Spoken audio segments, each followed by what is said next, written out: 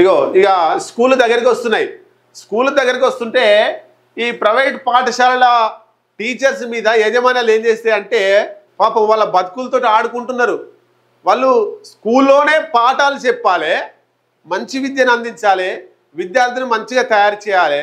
అట్లాంటి టీచర్ని తీసుకొచ్చి రోడ్డు మీద పడేసి గల్లీ గల్లీ తిప్పుతూ పాంప్లెట్ బాయిల్ పంచేటువంటి పాంప్లెట్స్ని టీచర్ చేత పంపించేస్తూ విద్యార్థులకు ఇల్లు తిరుగుతూ ఎంత ఇబ్బందులకు గురి చేస్తున్నారండి. వాళ్ళు ఏమన్నా టీచర్లు అండి, వాళ్ళు బీఈడీలు చేసి పీజీలు చేసి మీ స్కూల్లో పాఠశాలలో పాఠాలు చెప్పడానికి వస్తే వాళ్ళకు బ్రోచర్లు ఇచ్చి వాళ్ళ చేత ఈ కరపత్రాలు ఇంటింటికి పంపిస్తున్నటువంటి పరిస్థితి.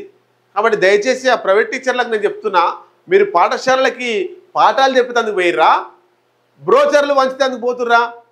ఒకసారి ఆలోచించుకోండి.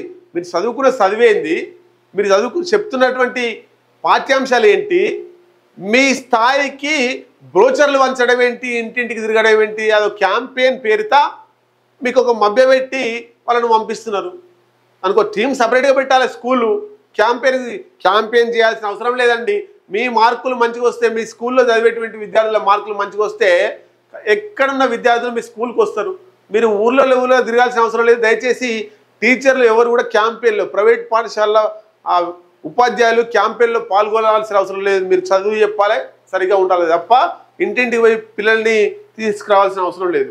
లక్ష్యాలు విధించి విధుల్లో ప్రచారం, వేతన చెల్లింపులకు కొలమానం, పక్షం రోజులుగా ప్రవేశాల పేరిట ప్రైవేటు బడులు కాలేజీలు తీవ్ర మనోవేదనలో ఉపాధ్యాయ అధ్యాపకులు ఇంటింటికి యోచన చేయడం కష్టంగా ఉందంటూ ఆవేదన. ఇల్లు తిరగాలి, వాళ్ళకి ఎక్స్ప్లెనేషన్ చేయాలి. వాళ్ళ చదువుకు తేడా లేకుండా మీరు టార్గెట్లు పెడతారు. ఇవాళ మీరు ఇన్ని అడ్మిషన్లు తీసుకురావాల్సిందే. వాళ్ళు అయ్యే చుట్టమని ఆ స్కూళ్ళలోకి పోగానే, ఆ యజమాన్యానికి చుట్టమని పోగానే అడ్మిషన్ ఇస్తారా? పాపం ఈ ప్రైవేటు టీచర్లతోటి ఇబ్బంది పడుతున్నారు, టీచర్లే ఇబ్బంది పడుతున్నారు. ఆ యజమాన్యమేమో మీరు ఇలా క్యాంపెయినింగ్కి పోవాలి, పలానా ఊరికి పోవాలి, ఇన్ని అడ్మిషన్ తీసుకొని రావాలి అని టార్గెట్లు విధిస్తుంటారు. వాళ్ళేమో ఎవరు కూడా జైన్ కానటువంటి పరిస్థితి ఉంటుంది. ఇదంతా టార్గెట్లు పెట్టి చేస్తారు కాబట్టి ఎవరు కూడా పోవాల్సిన అవసరం లేదు.